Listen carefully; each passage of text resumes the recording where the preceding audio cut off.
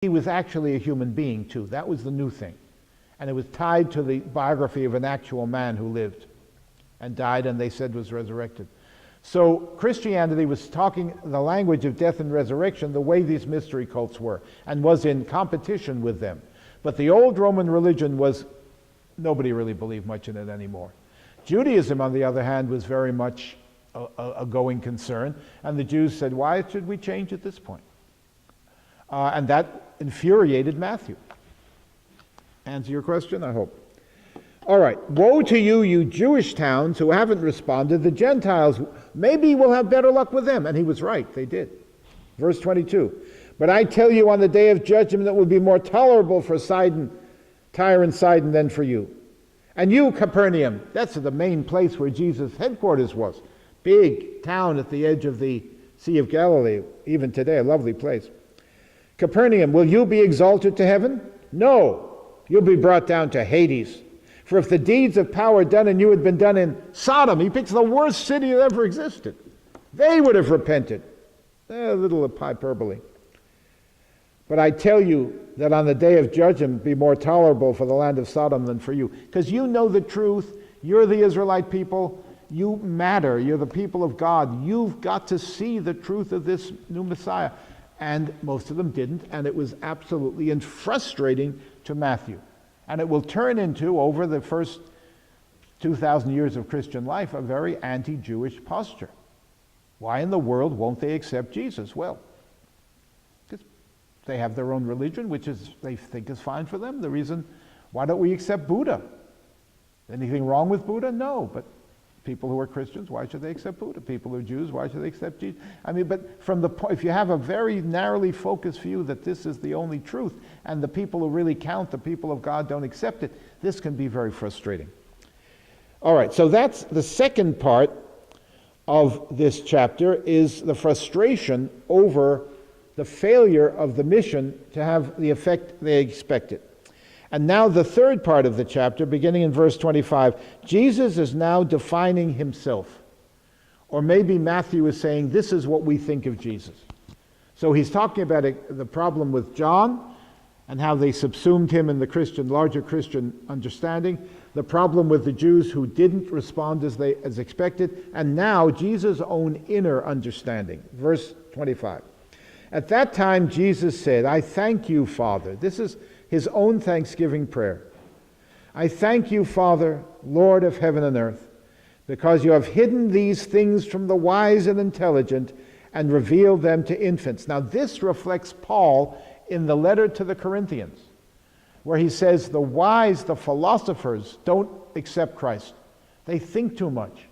It doesn't make sense to them. But babes will accept it. We have to be childlike. God has, in his wisdom, saved the world in a way that is unacceptable to the intellectuals. But people who will just go with their gut, with their spirit, with their inner life, will accept the love of Christ as he pours out his blood on the cross for us. It doesn't make sense that God would become man, that the master would become a servant, that would put himself at the mercy of his own creatures.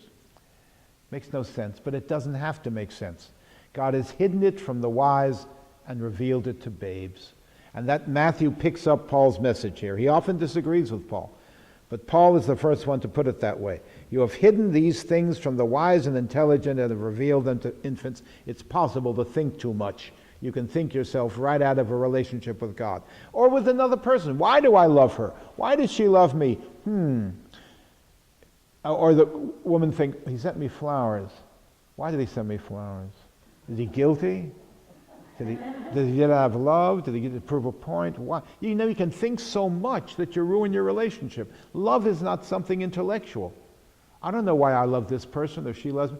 You just do. You know, we don't say, one day I threw myself into love. We don't say that. We say, I fell in love. It happens to you.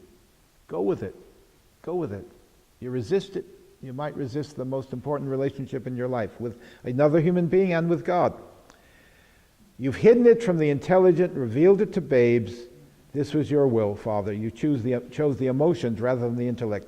All things have been handed over to me by my Father, And no one knows the Son except the Father, and no one knows the Father except the Son, and anyone to whom the Son chooses to reveal him. So religion is a revelation.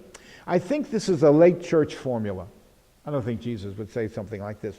This is that Jesus is the way, and the full knowledge of God is only in the Son, and if you want to have it, you have to share in that Son's knowledge. All right, well, one more sentence, and then we'll be driven out of here by the forces of wickedness. He continues, section 3 of chapter 11, verses 28 to 30. This is his appeal to us. Come to me, all you that are weary and are carrying heavy burdens, and I will give you rest. Handel has set this to the most beautiful music. Come unto me, take my yoke upon you, and learn from me, for I am gentle and humble in heart, and you will find rest for your souls. For my yoke is easy, and my burden is light. So the point is, why then do you reject it? I'm not offering you complex laws like the Pharisees. I'm not offering you a hard path. Elsewhere he says it's a hard path, but here he says, my yoke is easy and my burden is light. Love the Lord your God and your neighbor as yourself. This is the whole of the law and the prophets. Why then do we resist it? Maybe we think too much. We just don't go with the emotional appeal of this. A loving God. Love is the answer. Love is the key. Not rigid requirements and punishments and rewards, but just a relationship with love. And he says it's so simple. Why not open your heart to it? All right, we end with that, and we'll go on next time.